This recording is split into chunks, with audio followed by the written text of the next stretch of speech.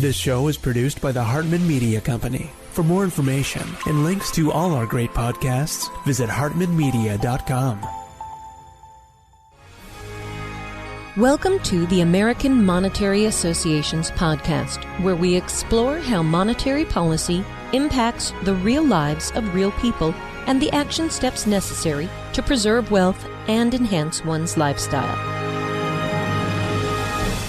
It is my pleasure to welcome the famous, or maybe infamous, depending on who you're talking to, Doomberg. And we are going to talk about the economy, the market, and the commodities market specifically. So I can't wait to dive into this conversation.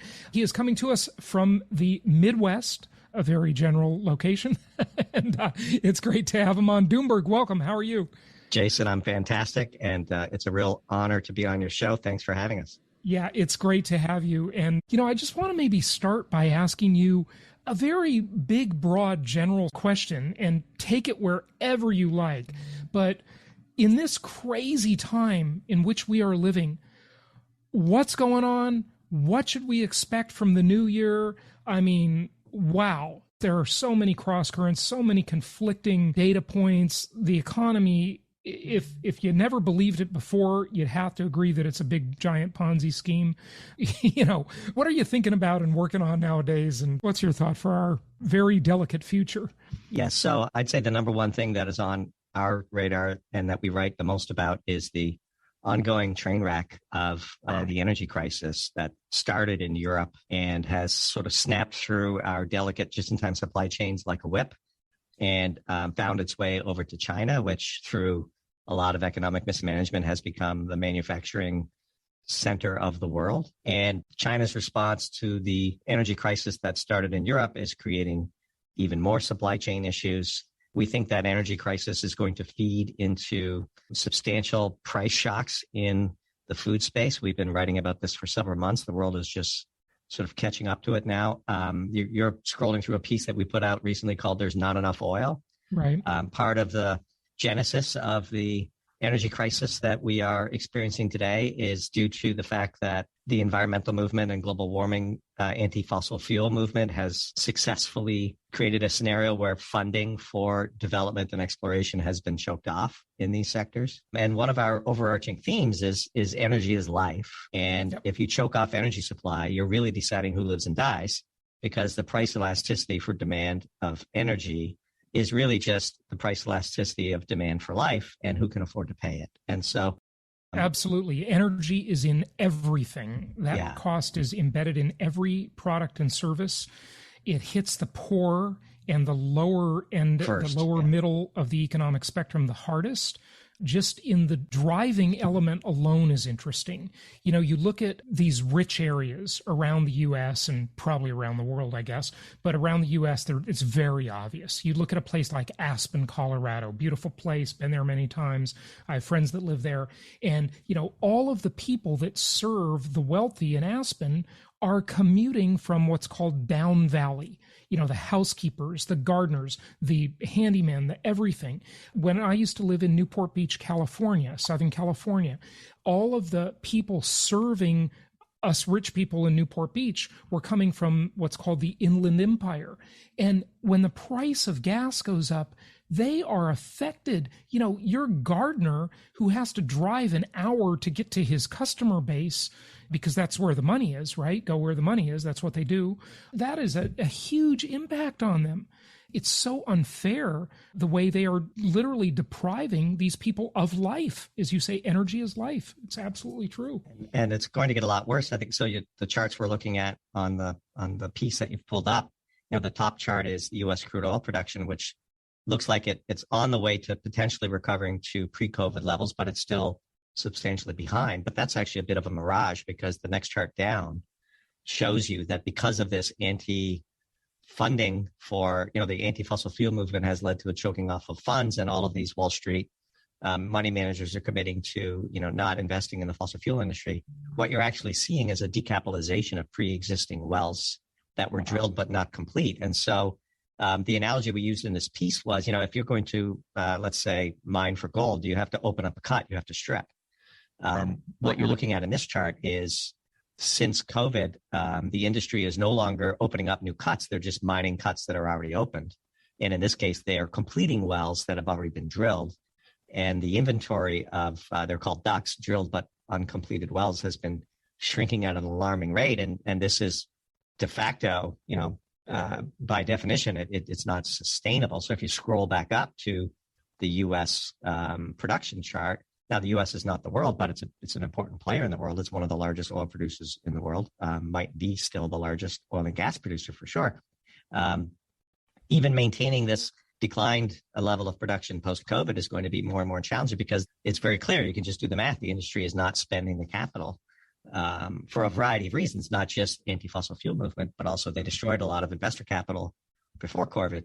And some of this is sort of rationalizing that out. But if you combine what's going on here, which is sort of an artificial production sort of mirage, with the energy policy in Europe, which has caused this huge spike in the price of natural gas internationally, it really is a pretty scary time. Of course, it's called Doomberg for a reason. We tend to be, let's say, we tend to focus on the prepared side of things. Right. We have risk management, see what the potential doom is that might be coming. And energy is the big story. And so we've written dozens of pieces on the consequences of the energy shock. The most important one being that the price of fertilizer has skyrocketed 3, 4, 5, 600%. Yeah, and that's going to lead to what I believe is an engineered food shortage and inflation. If we think it's been bad in the last year or so, it's going to get a lot worse, in my opinion. Well, what you're going to see is, because of this natural gas price skyrocketing in Europe and then Asia following suit, because they're basically bidding for the same LNG carriers. You literally can see LNG carriers turn around on the way to Asia, turning around and going to Europe as Europe decides to pay more. And they phone the captains of these ships and say, okay, now you're going to go to Europe. The natural gas is a key input into fertilizer. The fertilizer facilities in Europe are uncompetitive.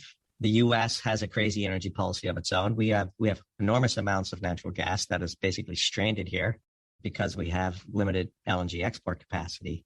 So the big winners in this market are U.S. manufacturers who rely on natural gas as an input, but can export their products globally because they get to charge the global price, but they have this stranded natural gas in the U.S. So just to benchmark you, Jason, as we record this, natural gas in Europe is trading for $32 per million BTU, roughly. In the U.S., it's trading for $4. Wow. And in Asia, it's trading for $38 per million BTU.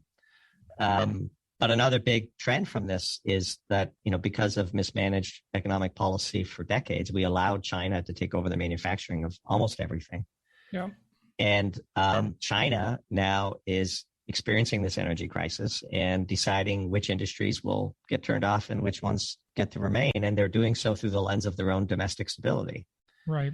And so if you go back to some of the other, like we put a piece out recently called Magnesium PI. Yep. And if you pull that one up, this is sort of a classic story of how the U.S. exited. If you scroll down, the U.S. exited the production of magnesium. We have one facility left. That's it right there. And China took over. And so in 1998, the largest magnesium facility in the U.S. shut down, in part because of a tropical storm. But in reality, it was the straw that broke the camel's back. And from then on, magnesium got taken over by the Chinese. It's a tough metal to make, but it's a critically important one. And nobody knows, almost nobody knows about it. But you can't make aluminum alloys without magnesium. Right. So that's what I was going to ask you. Tell us about the importance of magnesium. So scroll up a little bit. I want to go back to a couple of other things you said there a moment ago, but yeah. If you scroll up a bit, I'll show you. There's a mega trend in the automotive sector around lightweighting. And the reason why lightweighting matters is because that drives fuel efficiency. And as you know. And Tesla did it first with their Model S. They did an all aluminum car, which is interesting. I don't know that they did it first, but they did it. And in a big way. I'm not. Yeah, sure. All the automotive producers have taken out hundreds of pounds by replacing steel with high strength aluminum alloys, but you need magnesium for those aluminum alloys. And without magnesium, you can't run your automotive factory.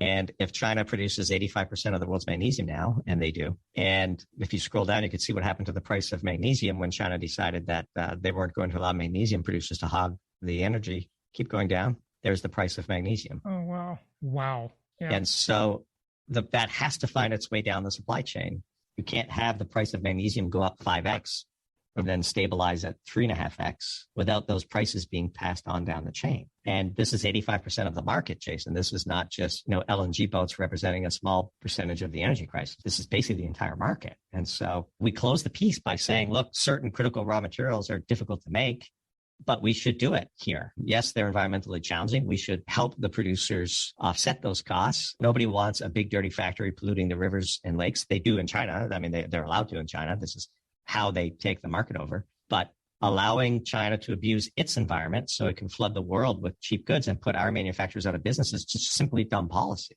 Yeah, it's terrible policy. Yeah. We did it. Now we have to live with the consequences of it. And the question after this rolling wave of supply chain crises, driven primarily by the energy crisis, once we're all done with this, I think we have to have some hard questions. We need to look inward. You can't just blame the Chinese. We let them do it. Yeah. You're reminding me, when you talk about aluminum, you're reminding me of the story of Napoleon and how the special guests would come over to a dinner party at Napoleon's home, and they would have aluminum silverware, but the servants ate with the gold. Isn't that funny? Yeah. Maybe we're going back into that world, right? Yeah. The gold bugs would say the price of gold is suppressed, and so maybe we might get there. Yeah.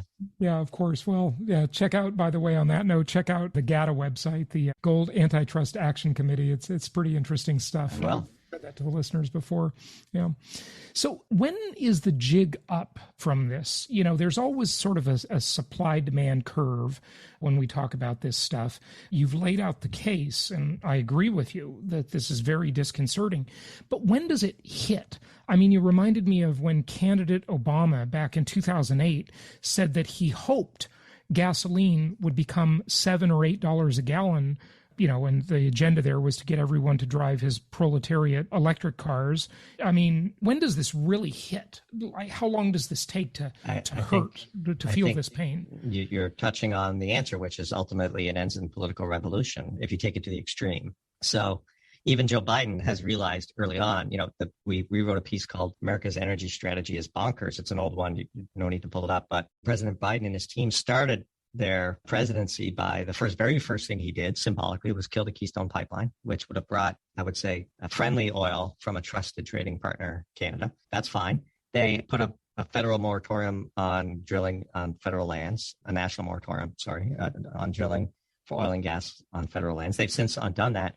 But at the same time, Biden realizes that the political consequences of an energy price spike, most notably in the cost of gasoline, what we see is that he very quickly pivoted and demanded that OPEC begin producing more, begging them to produce more, and released oil from the National Strategic Petroleum Reserve, which is sort of a bonkers way. Like if we're going to crimp supply at home and then beg OPEC to supply and fill the supply gap to keep the price of gas down, the logical consequence of that is we're ceding control over life to people that don't like us. Yeah. And so the answer to your question of how it ends is it ends in a political revolt of some kind, either through the ballot box or through violence. One of the things we think is underreported is the entire future of the European Union.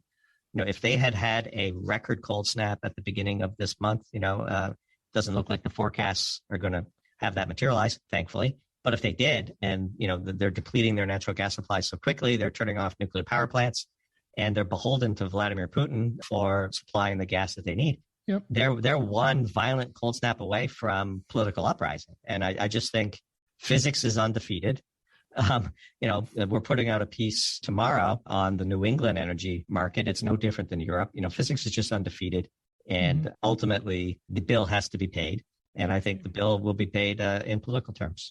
Couldn't agree more. However, that wasn't my exact question. My question was, when do we really feel this pain from the factors you mentioned? I agree with you on how it ends, but when does this hit? Like, how far off in the future is it? And it gets difficult to interpret a lot of these price signals and supply demand shock signals right now because of the COVID-oriented supply chain issues. It's hard to sort things out with COVID. I think so. First of all, the U.S. is buffered by the fact that we have enormous amounts of natural gas and the price of natural gas is still very reasonable here and is in fact making a huge advantage for our domestic manufacturing capability. Where you'll see it is in the spring planting and in food.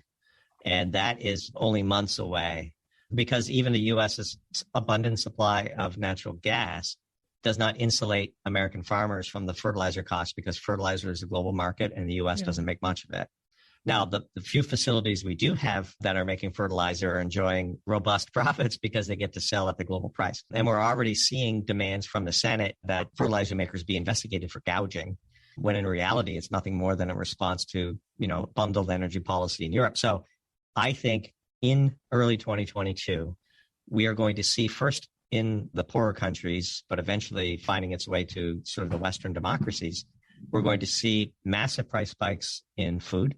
And history teaches us that 9 meals to crazy is the old expression from the prepper community. Once people can't afford to pay food, forget about the landscaper that can't afford to pay the gas to get to his or her clients. Yeah. When you can't feed your family, that's when it gets real. And I believe we're already beginning to see some of the consequences of that. So I think the story of 2022 will be a food inflation and food supply crisis story that is directly born from the energy crisis that we're seeing today. Any idea what those inflation numbers look like? I know it's a speculation, of course, but so if you want to pull up a piece that we wrote called Starvation Diet. Okay. I wanted to ask you about copper there, so maybe we'll get back to that if we have time. Scroll up. There it is right there. Yeah. So Starvation Diet is our prediction all the way back in October, by the way. This piece was published in October. So you stop right there.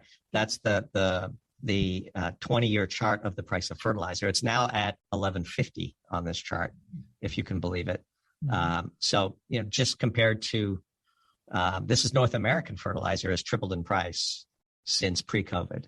Wow. And so what you're going to see is farmers planting less or farmers using less fertilizer and therefore yields being lower and the price of food skyrocketing. And this is, I don't know how high it could go. Like the price elasticity of demand for food is infinite and the richest people will pay anything.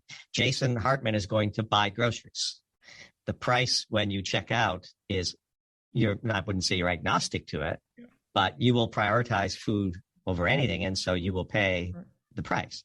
I'll simply complain about it, but other people will be deeply affected by it. Well, they will die. Yeah. This is what happens. It's the reason why this piece is called Starvation Diet is because it's going to starve hundreds of millions of people. And we're joking here. This is Larry Fink, who's the head of BlackRock, who has been part of the defund, the fossil fuel industry. They own everything. Yeah. Well, and this piece in particular points out that as a consequence of the energy crisis in China blocked all phosphate exports because they want to make sure that their domestic farmers have the supply they need first. Yeah. And so you're going to see this. What's the price of corn? What's the price of wheat? What's the price of cotton?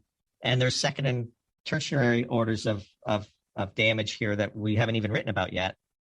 Like certain herbicides are becoming really expensive to make because they too rely on some of these key raw materials. And that will be a 2-year from now problem because the weeds will proliferate this year and then they become even harder to knock down next year. And so there's all of these phenomena that are going to find their way in. And we see it. It feels like the beginning of the housing crisis where people were screaming that the market is about to collapse and nobody heard or realized it until it was too late. That's how we feel. I mean, we published this piece back in October. Very scary. Doomberg, you may not know this about me, but I have another podcast that used to be my number 2 show. I haven't looked at the rankings lately, but it's called the Holistic Survival Show. Mm-hmm. And I launched it during the Great Recession about, 12, 13 years ago. And I've done hundreds of interviews with preppers. I wanted to learn this stuff, right? And I know you're into it. And look, listeners and viewers, please hear this. You don't have to become a nut job.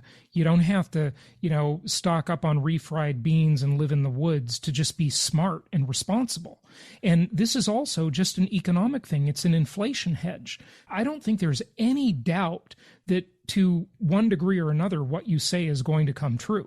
I mean, we just have general inflation, so food's going to go with that, but I think food will be much more severely impacted as you do. So look, all you have to do today, tomorrow, the next day, whenever you go to the grocery store, is just buy more stuff that's non-perishable and rotate it. Put it in your pantry and just buy extra. This is not complicated. You don't have to learn much. You know what is non-perishable. Just buy more of it and store it. This is not wacky. It's just being responsible, and it's hedging inflation. Because in a survival scenario, just remember the rules, and you alluded to it, the 9 meals from crazy. I love that, by the way. It's an interesting way to say it. But it's 3 minutes without air, 3 days without water, 3 weeks without food, and everybody's dead.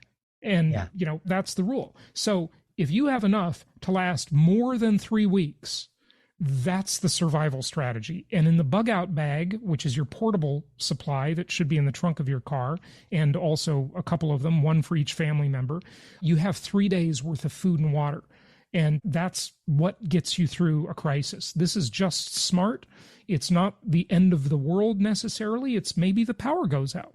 Maybe the supply chains stop. Maybe the truckers won't truck. In Canada right now, there's a whole group of truckers, or maybe in the northeastern United States too, that are on the verge of striking over vaccine mandates.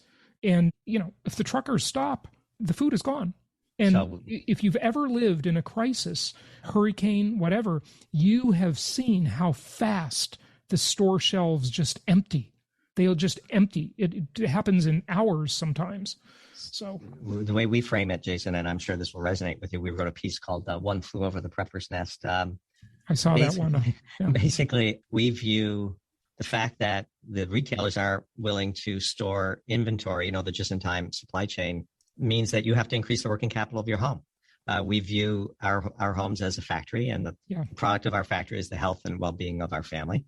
Mm-hmm. And the sort of inputs to our factory are food and water and supplies and natural gas, electricity, pick your favorite. Yep. And the outputs are waste and surge. And you have to be prepared for losing all of those things. Our motto is 30 days. We eat what we store what we eat. And we view not only is it a hedge against inflation, it's an insurance policy that comes with a free hedge against inflation. Mm-hmm. And so we're basically just increasing the working capital of our home factories because there's insufficient working capital in the just-in-time supply chains to guarantee that my family and the friends that I love and care about will be fine during a crisis. And, the tail risk is much fatter than people realize. We have a way of sort of ignoring risks until they materialize. And it only makes sense for you to increase the working capital of your home. And in fact, we wrote a piece about the Australian trucker situation called How to Break an Entire Economy. It turns out that fertilizer, basically a form of fertilizer, urea, is used in the pollution abatement of these diesel trucks. And without urea, the diesel trucks stop operating. And Australia is on the verge of running out of urea. Yeah. Why? Because China blocked exports. And so the entire economy of Australia is at risk of collapsing, not saying that it will, but the odds of it are much higher than they were 3 months ago. Yeah. And Australia has become a prison camp. It's unbelievable what's going on there. Whole other issues there. But if I lived in Australia and I had a family that I loved and cared about, I would be increasing the working capital of my home. It's just... It's funny because there's a counter push against preppers, like you say, like even the fact that you have to sort of pre-apologize for saying like, hey, we're not crazy. Yeah, it's ridiculous. That's it used to be that families stored enough food to get through the winter, and that it used to be that family members took pride in being self-sufficient. I don't know why that became like a conspiracy theory tinfoil hat. Because some leftist news media personality probably helped convince the whole entire media to paint it that way. You're absolutely right. It's ridiculous. I mean, this is just being responsible. Yes. Right? And in fact, we got some hate mail when we published that piece. Like some of the comments to it were like, how you're so selfish. You should only have exactly what you need. It's people like you that are causing the shortages. And no, the response is we're not the ones panic buying because we're prepared. We buy in normal times. Right. The last thing I want to be is in a gas line. Yeah. The last thing I want to be is fighting it out for the last can of beans at the supermarket. I'm going to go down to my basement and get the can of beans that I bought just for this moment. We don't buy and store things we don't eat. So we're not wasting stuff. It's just a simple matter, as you say, of increasing the working capital of our pantry and storing a few things in the long term for an emergency. I'll tell a quick story. We had a natural disaster in my community last year, and we were very well prepared for it. And at peak, we hosted 9 people in our home and got them through the worst of that emergency, which lasted the better part of 4 days. We were able to provide them with food, with drink, with extra clothes, with a warm place to be, or in this case, it was in the summer, so a cool place to be. The air conditioning worked. We had extra generators to lend out to people. We had extra supplies. We helped people restore their homes. We're not selfish. We're just prepared. And I couldn't agree more. I can assure you that the most selfish thing to do is to not be prepared and to make be a burden on someone else. That's the selfish thing. Yeah, and these 9 people, you can bet, have a far superior emergency plan today, having lived it. And I don't blame them. They're my friends. I love them. Our family was happy to welcome them into our home. And I know that if the situation were reversed, that they would do the same for us. It's part of being responsible and being a contributing member of your local community. Absolutely. And just on the prepping, the basic, in my opinion, I mean, you can do this to whatever level you want, folks, but you can do a basic, decent amount of prepping minus the food, just buying more food, right? That's simple. Just go to the store next time and buy double of the non-perishables, and then just rotate them and eat the oldest ones first, right? And the newest ones last. But $300 will make you pretty prepared, believe it or not. It doesn't take a ton of money. And if you want to go to the generator route, let me just say a couple of things about that. I bought a generator when I moved to Florida. I've never used it, but I live in hurricane country, so you never know. But you must buy gas cans, and I recommend that you don't keep them filled. You'll have probably enough warning when you sense a disaster coming to fill them, because it's dangerous to store gas. You may disagree with me, but also have a siphon, a $20 siphon that you can buy, so you can siphon the gas out of your fuel tank in your car or somebody else's car if you're making a trade or something. This is just simple, basic stuff. I have a pro tip for you, which we talked about in the piece. Which and extension cords. You need lots of extension cords too. Well, 2 points. So first of all, we prefer to we have a whole house generator, which runs on natural gas, which is great, as our primary line of defense. Not everybody can afford that, and certainly not today. Those have gone up 2-3 times in price. Yep. But we have generators that run on propane. Mm-hmm. And you can store propane indefinitely, unlike gasoline. And propane burns cleaner, which means you have to change the oil less often. And also, generally speaking, we have observed that when the gasoline goes short and there's an energy crisis, you can still, in the early days, go to the hardware store and pick up some propane tanks. Right. While everyone is distracted getting gasoline. The second part that you just talked about is, getting extension cords and so on. Here's a very important rule if you're going to enter the preparedness mindset. Stuff isn't preps. Stuff only becomes preps when you have successfully used them in the intended way that you bought them for. So a generator that you've never used is not a prep. It's just a thing. Right. And so you will learn, I don't have enough extension cords to run the fridge in my kitchen by trying to run the fridge on your generator in a non-emergency situation. Good point. And so there's lots of preppers who buy a lot of stuff, but stuff doesn't become preps until you've used it for its intended purpose. Fair enough. I just haven't gotten around to it. But, there you go. But I have tons of extension cords. I do have that. Well, I can tell you, but this is a real story. During that emergency that I referred to earlier, went to a friend's house who had a generator but had never used it. And the generator did not come with oil. And he didn't have oil. Right. And luckily, the neighbor who also needed to borrow part of the generator had oil, and we got the generator started. Yeah. But if you had put that generator together and used it for its intended purpose, like I'm going to use this generator to run my sump pump so my basement doesn't flood when the power goes out. Okay. Right. Have you used that generator to run your sump pump? Because if you haven't, it's just a thing. Yeah.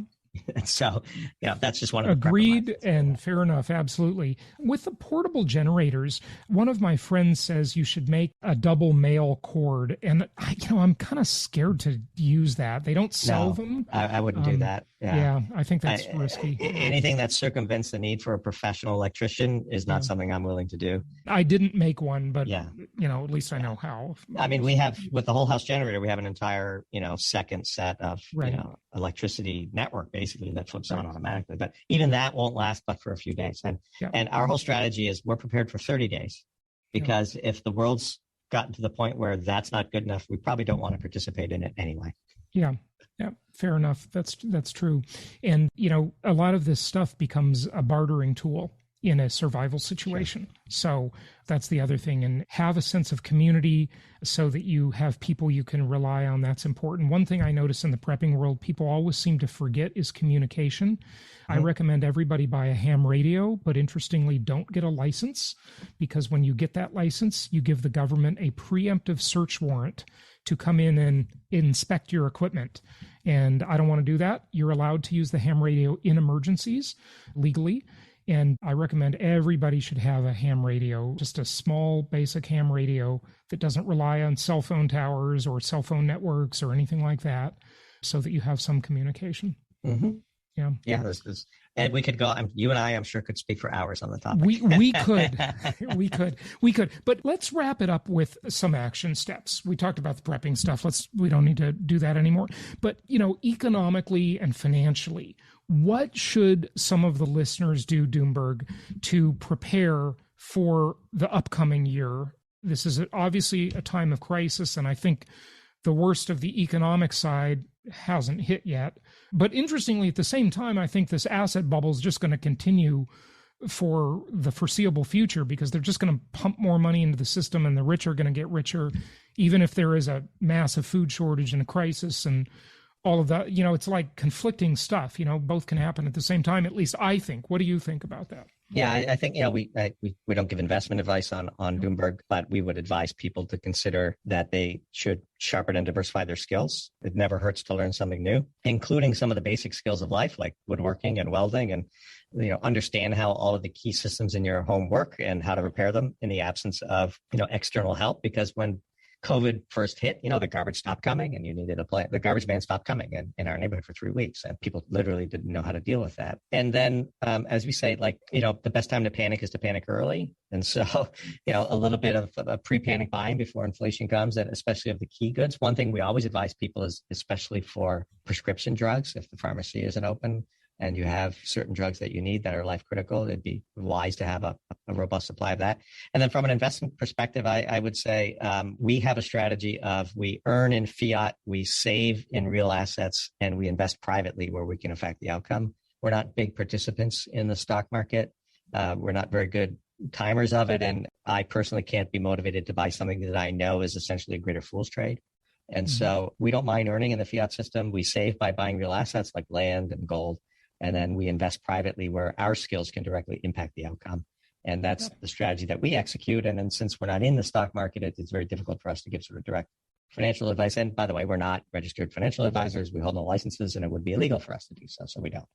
Yep. Good stuff. Well, of course, people should subscribe to the newsletter. How many subscribers do you have now? We're approaching 20,000 on Doomberg.substack.com. And the other place where we produce a lot of original content is on Twitter. You can find us at Doomberg T. Just add the letter T to the end of Doomberg. T as in Tom. We're crossed 26,500 followers on Twitter. We have a highly engaged set of followers there. We love the content creation business. We love participating in it. Very, very much admire the prolific amount of material that you put out, and big fans of yours. And really was a great honor to be on your show, Jason. I can't thank you enough for having us on. Well, Doomberg, it was great to have you, and I learned a lot and look forward to learning more, reading your articles, and seeing you on Twitter as well. So thanks so much for joining us today. We appreciate it. Happy to come back anytime.